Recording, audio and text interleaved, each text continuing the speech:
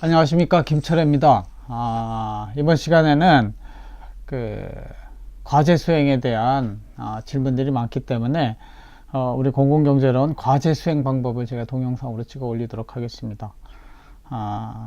궁금하신 내용들은 수업 시간에 물어보셔도 되고 댓글로나 카톡으로 보내주시면 제가 자세히 추가적으로 설명을 해드리도록 하겠습니다. 저희 공공경제론 수업에는 개인 과제와 팀 과제, 크게는 두 가지의 과제가 나갑니다. 그리고 팀 과제는 계획서 쓰는 것, 그리고 한글 보고서 쓰는 것, 그리고 파워포인트 만들고 또 발표하는 것까지 세부적으로 4개로 이렇게 구성이 되어 있습니다. 제가 수업 시간에도 말씀을 드렸지만 좀 작업을 많이 하지만 그만큼 우리 배우는 분들에게 더 많은 것이 나올 거라고 확신하기 때문에 이렇게 좀 과제를 많이 하고 있다고 하는 것을 이해해 주셨으면 좋겠습니다. 첫 번째 개인 과제부터 설명을 드리면, 개인 과제의 제목은 내 경제 활동의 목표와 개선 방향에 대한 한 장짜리 A4 용지 한글 보고서로 바탕지 11로 한 페이지 분량만 쓰는 것입니다. 그래서 제목은 내 경제활동의 목표와 개선 방향 이렇게 되어 있고요. 내용은 첫 번째, 내 경제활동의 목표는 무엇인가, 이것을 한번 자신만의 언어로 한번 도출해 보는 것이고, 두 번째는 내 경제활동의 제약 조건, 어떤 제약 조건 속에서 내가 경제활동을 하는가. 예를 들면 나는 매달 용돈이 얼마다, 그런 것이죠. 아니면 그 제약 조건이 달라질 수도 있습니다. 이렇게 아르바이트를 해서 용돈을 번다든가 이렇게 할 수 있는데, 제약 조건에 해당하는 것, 가능한 한 달 동안에 변할 수 없는 그런 조건이 무엇인지를 찾아보는 것이고, 그리고 2019년입니다. 제가 2018년 기준으로 했는데 19년, 올해가 19년이니까 19년 3월 중 나의 예상 수입과 예상 지출, 그러니까 미리 하게 되면 예상이 되겠지만 실제 3월달 지나고 나서 하면 지나간 수입과 지출은 얼마이며 어떻게 구성되는가 한번 분석해 보는 것입니다. 네 번째로 내 경제활동의 문제, 내가 지난 한 달을 돌아보니까, 그러니까 이 과제는 가능하면 3월 말까지 본인의 경제생활을 한번 정리해 보시고 3월 말 이후에 4월 달에 작성을 하시면 좋을 것 같습니다. 그래서 어떻게 구성되는가, 그래서 이런 내 경제활동의 문제가 무엇인가를 한 3가지 정도 도출해 보는 겁니다. 나는 보니까 술을 많이 먹더라, 나는 담배 피는데 돈이 이만큼 들어가는데 이게 좀 아깝더라, 이런 것들 문제를 지적하실 수 있겠죠. 나는 돈을 너무 아낀다, 뭐 이런 것들도 될 수 있겠습니다. 5번째, 내 경제활동을 개선하기 위해 어떻게 다음 달에 행동을 변화시킬 것인가, 이런 내용들을 쓰는 것입니다. 그냥 간략하게 자유롭게 A4 용지 한 장에 한글로 쓰시면 됩니다. 제출기한은 4월 31일까지 과제함에 제출하시면 되겠습니다. 그래서 좀 제가 여러분 선배들이 그러니까 그 사람의 학번과 이름을 지우고 한번 내용을 보면 이렇게 했으면, 이 친구 같으면은 내 경제활동의 목표는 경제학의 목적에 따르면 주저리 이렇게, 내 경제활동의 제약 조건은 나는 뭐가 제약 조건이다, 이렇게 쓰는 것이죠. 그리고 다음 페이지 넘어가면, 그래서 지출 내역을 살펴보면 저금으로 20만원 쓰고 식사 및 간식으로 15만원 쓰고 전기세, 커피값, 교통비용 뭐 이렇게 해서 교통비용이 상당히 많이 나가는 거 보면 상당히 먼 데서 다니는 사람 같아요. 그 다음에 네 번째로 내 경제활동의 문제는 무엇이라고 생각하는가, 이런 것들을 자기 나름대로 정리를 하는 것이죠. 이 친구 같으면은 교통비, 지인들과 만남에서 사용되는 식비, 커피값, 이런 것들이 많다고 이야기를 했습니다. 그 다음에 5번째, 내 경제활동을 개선하기 위해 어떻게 행동을 변화시킬 것인가, 이거 자유롭게 쓰시면 되겠습니다. 이렇게 해서 이 한 장짜리 한글 리포트를 쓰는 게 개인 과제의 전부입니다. 그러나 이걸로 끝나지 않고 저는 여러분들한테 점수를 많이 줄 생각이 있기 때문에 인센티브가 들어갑니다. 그래서 뭐 안 하셔도 감점은 없습니다. 그러나 본인이 한글 리포트를 PPT로 작성을 해서 한 두세 페이지로 할 수도 있고, 자유롭게 PPT로 작성을 해서 수업 시간에 나는 발표하겠습니다, 이렇게 신청을 하시면 제가 5분 정도 시간을 드릴 테니까 이렇게 발표를 하시면 잘한 정도에 따라서 1점에서 10점을 여러분 개인 점수로 부여해 드리겠다는 거죠. 그래서 발표 기한은 5월 1일부터 15일까지 이렇게 되겠습니다. 그래서 3월 한 달을 보내고 4월 달에 이 과제를 하시고 5월 달에 자유롭게 발표하실 분들은 발표하셔서 인센티브 점수를 받아가시면 되겠습니다. 두 번째 장으로 가서 팀 과제는 어떻게 만들어, 여러분들 시작할 때 제가 번호표를 나눠주고 팀을 만들었는데 팀 과제의 내용은 크게 이렇게 네 가지로 됐습니다. 첫 번째는 플랜 도시 피드백 한다고 했죠. 행정하기. 그래서 계획서를 만들고 그 다음에 실제 실행하는 것이 한글 보고서, 파워포인트 보고서 2개 만드는 겁니다. 그리고 앞에 나가서 발표도 해보는 것이 되겠습니다. 첫 번째, 과제 계획서는 어떻게 하느냐. 이것도 이제 한글 보고서 한 장짜리로 쓰시면 되겠습니다. 한 페이지로. 팀원들과 상의해서 과제의 주제와 제목을 선정하십시오. 두 번째로, 왜 이 주제를 선정했는지 한 5줄에서 10줄 정도 주제 선정 이유를 쓰셔야 됩니다. 그래서 내가 왜 그 주제를 선정했는가, 이 주제는 왜 중요한가, 나는 왜 이 주제에 관심이 있는가, 우리는 왜 이 주제에 대해서 문제를 좀 찾아내야 되는가, 해결 방안을 찾아내야 되는가, 이런 내용들이 들어가면 되겠습니다. 그리고 전체 과제의 가상 목차, 실제 큰 줄기죠. 아웃라인, 목차를 잡으면 이래 서론, 문제점, 현황과 문제점, 개선 방안, 결론 이렇게 가겠죠. 이런 가상 목차를 만드시고 그 내용이 담긴 것을 조장의 이름으로 과제함에 제출하면 되겠습니다. 한글 문서로 A4 용지 1페이지에 작성하면 되겠습니다. 이것도 여러분 선배들이 한 내용을 한번 보면 공공경제론 과제계획서, 이거 한글 문서를 제가 캡처해서 가져온 것입니다. 조명, 공공경제 제1분반 제1조, 조명이 이르면 땡땡땡땡, 이 조명의 이름을 써도 되겠습니다. 구성원은 학번, 이름 쓰고 학번 조장, 이름 쓰고 학번 이렇게 쭉 써나가면 되겠습니다. 제목은 예를 들면 문재인 정부의 소득주도 성장론, 선정사유, 선정사유는 이렇게 5줄에서 10줄 사이 쓰라고 했죠. 그 다음에 그 밑에 부분은 목차, 가상 목차가 되겠습니다. 서론, 이분들은 소득성장 2장의 소득주도 성장이라 그 세부 제목까지 가야 돼요.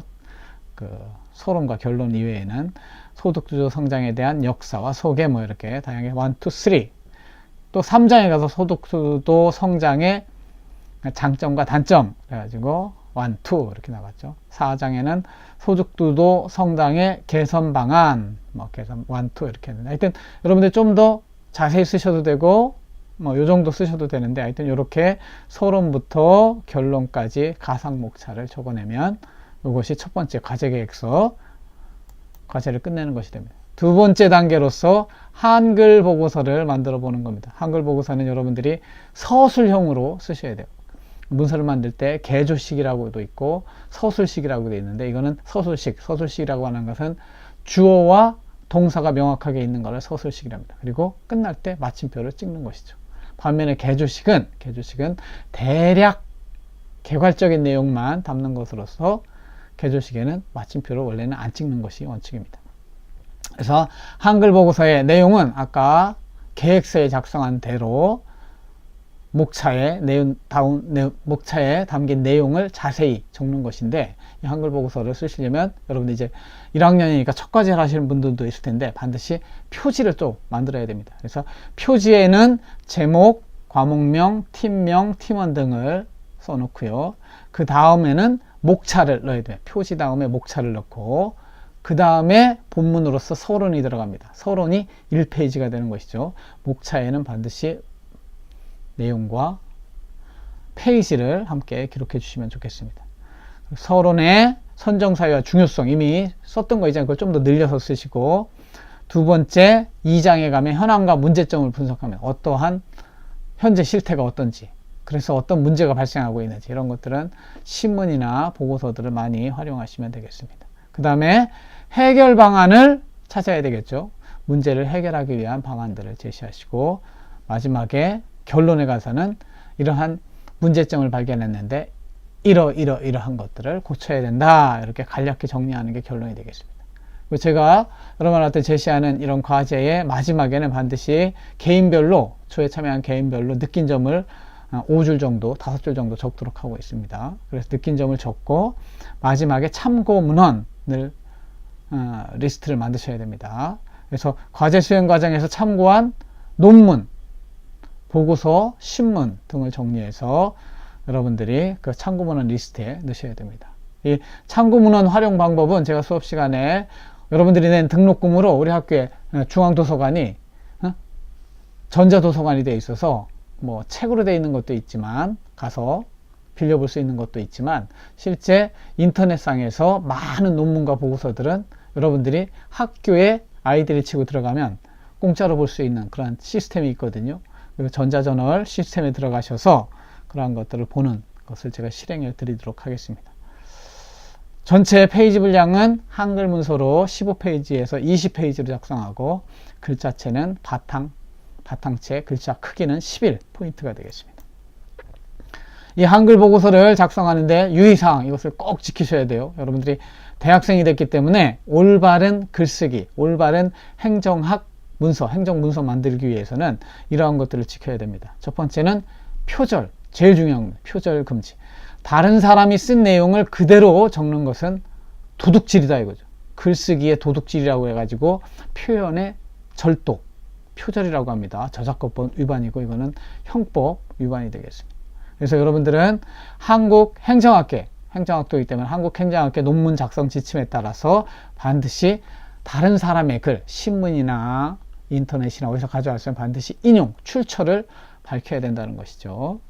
그리고 그림의 작성, 출처 문제는 표와 그림은 가능한 한 본인이 직접 만드는 것이 원칙입니다.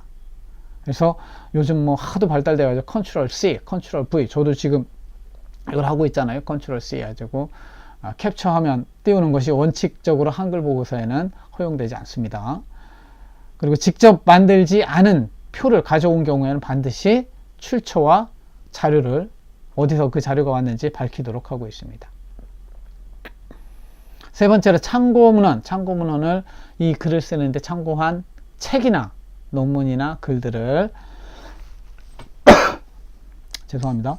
한국행정학회 기준에 따라서 참고문헌 리스트를 만드셔야 됩니다. 그리고 마지막 문서의 작성 편집은 한국행정학회 기준이 있으니까 제가 보여드리는 대로 그것에 맞추어서 쓰셔야 됩니다. 상세히 한번 들어가보면 표절 규정을 살펴보면 한국행정학회는 표절을 뭐라고 하냐면 표절을 고의적으로나 또는 의도하지 않았다 해도 출처를 명확하게 밝히지 않은 채 타인의 지적 재산을 임의로 사용하는 것, 이것을 표절이라고 합니다. 도둑질이라고 하는 것이죠. 이거 하면 안 돼요. 대표적인 행위로 원저자의 아이디어, 논리, 고유한 용어, 데이터, 분석책 이런 것들을 밝히지 않고 임의로 활용하는 것, 이거 표절이라고 합니다. 어떻게 하면 돼요? 밝히면 돼요.